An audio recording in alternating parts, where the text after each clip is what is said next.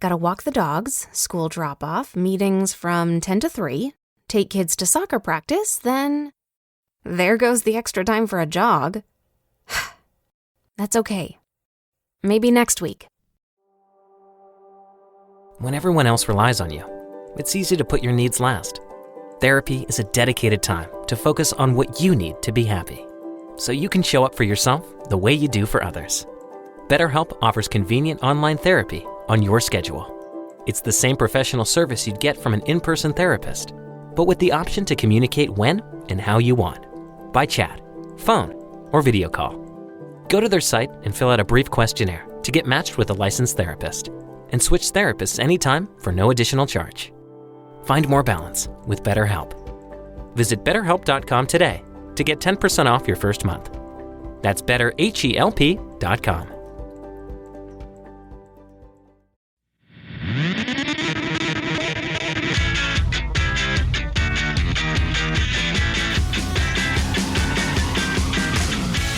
Good morning, White Sox fans. This is your Sox Machine White Sox wake-up call for Tuesday, May 23rd, 2023. I'm Josh Nelson. So, the White Sox were trying to carry the good vibes from a 5-1 week and a weekend sweep of the Kansas City Royals with them to Cleveland. The Guardians were coming home a bit beat up as they were just swept by the New York Mets to conclude a 1-5 week for them. Starting for the Guardians was Hunter Gaddis, who allowed 5 home runs in his previous start against the White Sox last year and was carrying a season 6+ ERA into the night. For the White Sox, the plan was for Jimmy Lambert to be the opener, which is a far cry of strategy from what Ricky Renteria or Tony La Russa would have done, and Jesse Scholtens to fill in for Lambert. So it had the makings of a quadruple A level pitcher starting a game that could be higher scoring than thought. So much for that thought. The White Sox offense was pathetic last night. As a team, they only had 3 base hits. Luis Roberts singled in the first inning, and they got caught stealing trying to swipe second base to end the first inning. Andrew Benintendi almost hit his first home run of the season, but settled for his 13th double in the 4th inning. He didn't score. Andrew Vaughn singled in the 7th inning after Clint Frazier walked, but Yasmani Grandal was called out looking, and Jake Burger lined out to second base. Add in a walk for Tim Anderson and Frazier, and the White Sox had a whopping total of 5 base runners against Hunter Gaddis. Just awful. So let's look at the pitching strategy for the White Sox, as manager Pedro Grifol may have to use this strategy a couple more times with Mike Clevenger on the 15-day injured list. Jimmy Lambert got into a little trouble in the first inning, allowing a hit and a walk, but came away unscathed. Jesse Scholtens entered in the 2nd inning, and the Guardians took the lead on #wild pitch offense. Gabriel Arias walked, and then Will Brennan singled to put runners on first and second.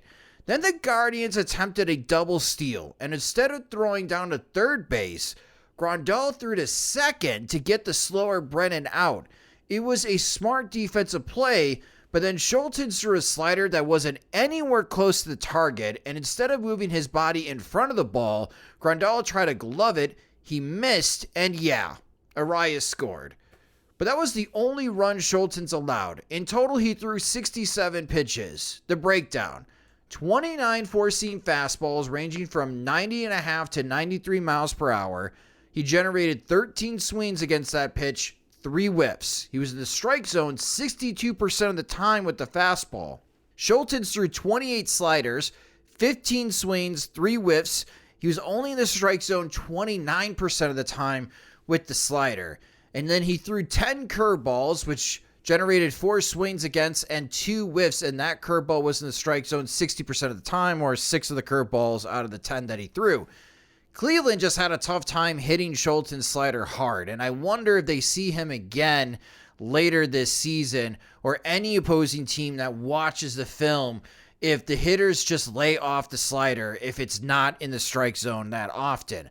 Obviously, it helped Scholtens last night, with Cleveland having a tough time making hard contact against the slider. So overall, it was a good outing filling in for Clevenger. In the 7th inning, Garrett Crochet replaced Scholtens, and after walking Gabriel Reyes, that guy again, he got 2 groundouts. But with Mike Zunino batting, Grifol decided to replace Crochet with Gregory Santos. Now, Zunino in his career hits lefties a lot better than righties, but he only had 1 hit in the month of May. And if you are still one to believe that Crochet could go for longer outings, say multiple innings, he needs to figure out how to get righties out. So there's that argument.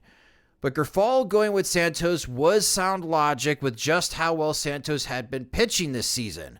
So guess what happened? Yep, you got it. Zunino took a Santos 98-mile-per-hour sinker Oppo Taco for a 2-run homer. Cleveland was up 3-0, and they would win by that total.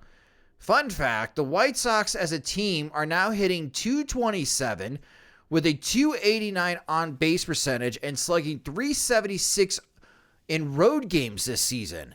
That is a .665 OPS, which is tied with the Minnesota Twins. It ranks 24th in Major League Baseball, but leads the American League Central teams. My God, this division is terrible. The White Sox are 19-30. Walk the dogs, school drop-off, meetings from 10 to 3, take kids to soccer, then no time left for a jog. When everyone else is relying on you, it's easy to put your needs last. BetterHelp connects you with a licensed therapist online, so you can show up for yourself the way you do for others. Find more balance with BetterHelp. Visit BetterHelp.com today to get 10% off your first month. That's BetterHelp.com. Let's have a rematch of last Thursday. Tonight at 5:10 p.m. Central Time, it'll be Dylan Cease against Logan Allen. Cleveland won that game 3-1, and Dylan Cease had an all-right game. He went 6 1/3 innings. He allowed 5 hits, 3 earned runs, 1 home run, a walk, and 3 strikeouts. The concern that I have from that outing is Cease's four-seam fastball. Cleveland had 15 swings against Cease's fastball and only whiffed once. Obviously, that's not good, and the heater was only in the strike zone 46% of the time.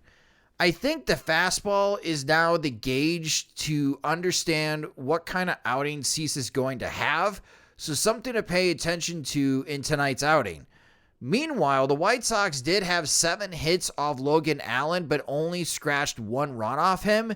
Maybe they will fare better a second time against him. Then again, the White Sox are 2-7 against left-handed starters in 2023. Remember that facing a left-handed starter was almost an automatic win for the White Sox? Far cry from that. First pitch again is at 5:10 p.m. Central Time, which you could listen on the radio at ESPN 1000 AM or watch the game with us, as it's another Sox machine from the 108 Watch Party on playback.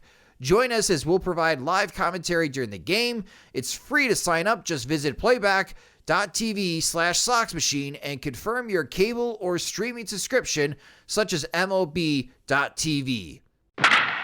No minor league games on Monday, so let's check the standings real quick. The Charlotte Knights are 21-24 with a -67 run differential. If you think that's bad, the Birmingham Barons are 13-26 with an amazing -86 run differential. A -86 run differential in 39 games. How?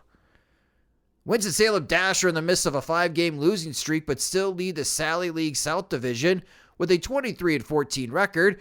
They are 3.5 games ahead of the Rome Braves. The Kannapolis Cannonballers are 21-17 as they are 1.5 games back of Columbia, the KC Royals affiliate in the Carolina South Division. News around Major League Baseball: the Oakland Athletics have fired broadcaster Glenn Kuiper after he used a racial slur during a broadcast describing a visit to the Negro League Museum. Scores around the league: the Houston Astros are on fire. The White Sox played them at the right time as the Astros extend their winning streak to 8 games in a row, winning 9 of their last 10 as they crushed the Milwaukee Brewers 12-2. Yordan Alvarez hit 2 homers, including a grand slam, and drove in 5 RBIs. The Astros are 28-19. Meanwhile, the Texas Rangers got shocked by the Pittsburgh Pirates, losing 6-4. The Rangers are 29-18, which makes the American League West just a one-game difference between Texas and Houston. The Atlanta Braves scored 4 runs in the first inning, but the Los Angeles Dodgers rallied to win 8-6. The Dodgers are the first team in the National League to 30 wins, as they are the inverse of the White Sox at 30-19. Meanwhile, the Braves are 29-18. The Arizona Diamondbacks are 28-20. Did you know that? I didn't, as they beat the Philadelphia Phillies 6-3. Tampa Bay held off Toronto to win 6-4. The Blue Jays are getting beat up by their division rivals in the past week. First it was Baltimore, now it's Tampa, as the Blue Jays dropped to 25-23, while the Rays are 35-14. Those pesky Cincinnati Reds win in extras to beat the St. Louis Cardinals 6-5. The Colorado Rockies beat the Miami Marlins 5-3. Scores around the American League Central. The San Francisco Giants scored 4 runs off Bailey Ober in the first inning, and that's all they needed to beat the Minnesota Twins 4-1. The Detroit Tigers scored 3 runs at the top of the 10th inning as they beat Kansas City 8-5. So your AL Central standings, in first place, it's still the Minnesota Twins. They're at 25-23. The Detroit Tigers are 21-24. They're just 2.5 games back of the Twins. The Guardians are 21-26. They're 3.5 games back. The White Sox are at 4th place at 19-30, 6.5 games back. And the Kansas City Royals are 14-35. They are 11.5 games back. That will do it for this White Sox wake-up call. You can follow us on Twitter at SoxMachine. You can follow me on Twitter at SoxMachine_Josh. Those are also our Instagram handles.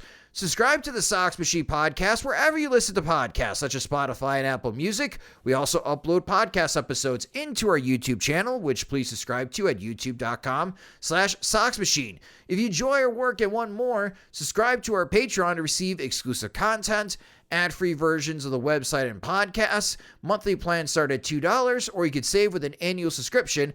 Again, sign up at patreon.com/SoxMachine. The White Sox Wake Up Call is a production of SoxMachine.com. You're on for all things Chicago White Sox baseball and part of the Blue Wire Podcast Network. I'm Josh Nelson. Thanks for listening.